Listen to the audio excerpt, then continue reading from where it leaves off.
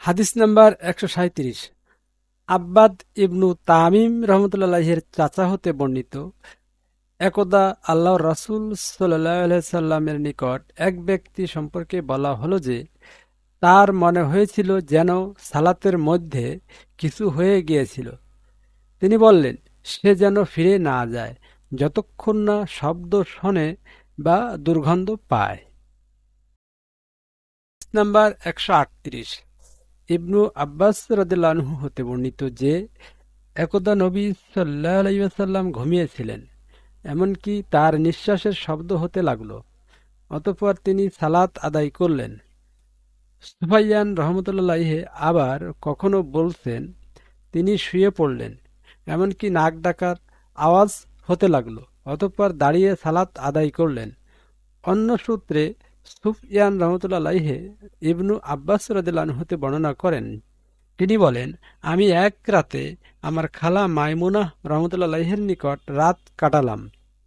রাতে নবী সাল্লাল্লাহু আলাইহি সাল্লাম ঘুম থেকে উঠলেন এবং রাতের কিছু অংশ চলে যাবার পর আল্লাহর রাসূল সাল্লাল্লাহু আলাইহি সাল্লাম একটি ঝুলন্ত মশক হাতে হতে হালকা ধরনের উজু করলেন। রাবি আমর রহমতুল্লাহ আলাইহি বলেন, যে হালকাভাবে ধুলেন, পানি কম ব্যবহার করলেন এবং সালাতে দাঁড়িয়ে গেলেন। ইবনু আব্বাস রাদিয়াল্লাহু আনহু বলেন, তখন তিনি যেভাবে অজু করেছেন আমিও সেভাবে অজু করলাম এবং এসে তার বায়ে দাঁড়িয়ে গেলাম। সুফিয়ান রহমতুল্লাহ কখনো কখনো বাম শব্দের স্থলে বলতেন, তারপর আল্লাহর রাসূল সাল্লাল্লাহু আলাইহি সাল্লাম আমাকে ধরে তার ডান দিকে দাঁড় করালেন। অতঃপর আল্লাহর যতক্ষণ ইচ্ছা ততক্ষণ পর্যন্ত তিনি সালাত আদায় করলেন।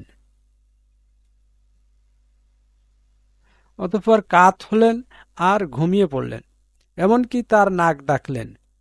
অতঃপর মুয়াজ্জিন এসে তাকে সালাতের কথা জানিয়ে দিলেন।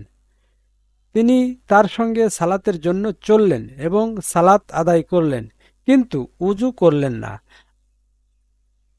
আমরা আমর রহমতুল্লাহকে বললাম, লোকে বলে যে আল্লাহর রসুল সাল্লাল্লাহু আলাইহি সাল্লামের চোখ ঘুমায় কিন্তু তার অন্তর ঘুমায় না।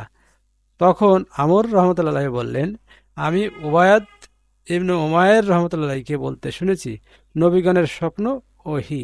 অতঃপর তিনি তেলাওয়াত করলেন, আমি স্বপ্ন দেখেছি যে তোমাকে কুরবানি করছি। সূরা আস-সাফফাত।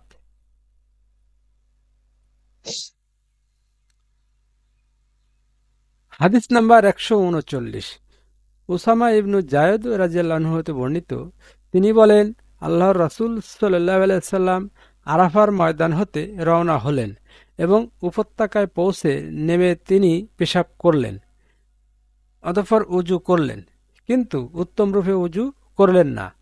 আমি বললাম, হে আল্লাহর রাসূল, সালাত আদায় করবেন কি? তিনি বললেন, সালাতের স্থান তোমার সামনে। অতঃপর তিনি আবার সওয়ার হলেন। অতঃপর মুজদালিফায় এসে সওয়ারির থেকে নেমে উজু করলেন। এবার পূর্ণরূপে উজু করলেন। তখন সালাতের জন্য ইকামত দেওয়া হলো। তিনি মাগরিবের সালাত আদায় করলেন। অতঃপর সকলে তাদের অবতরণ স্থলে নিজ নিজ উট বসিয়ে দিল। পুনরায় ইশার ইকামত দেওয়া হলো। অতঃপর তিনি ইশার সালাত আদায় করলেন এবং উভয় সালাতের মধ্যে অন্য কোনো সালাত আদায় করলেন না।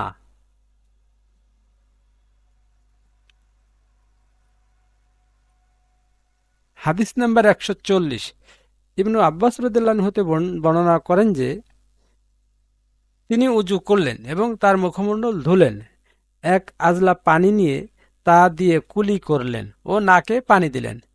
অতঃপর আর এক আজলা পানি নিয়ে তা দিয়ে অনুরূপ করলেন এবং আরেক হাতের সাথে মিলিয়ে মুখমণ্ডল ধুলেন। অতঃপর আর এক আজলা পানি নিয়ে তা দিয়ে ডান হাত ধুলেন। অতঃপর আর এক আজলা পানি নিয়ে তা দিয়ে তার বাঁ হাত ধুলেন। অতঃপর তিনি মাথা মাসহ করলেন। অতঃপর আর এক আজলা পানি নিয়ে ডান পায়ের উপর ঢেলে দিয়ে তা ধুয়ে ফেললেন। অতঃপর আর এক আজলা পানি নিয়ে তা দিয়ে বাম পা ধুলেন। অতঃপর বললেন, আমি আল্লাহর রাসূল সাল্লাল্লাহু আলাইহি সাল্লামকে এভাবে উজু করতে দেখেছি।